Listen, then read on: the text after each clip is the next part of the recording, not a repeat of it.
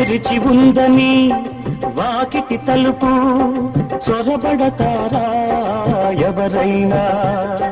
తెరిచి ఉందని వాకిటి తలుపు చొరబడతారా ఎవరైనా? దొరవో మరి దొంగవో, దొరవో మరి దొంగవో, దొరికావు ఈనాటికి. దొంగను కాను దొరను కాను, దొంగను కాను దొరను కాను, నంగనాచినసలే కాను. ఎలా ఎలా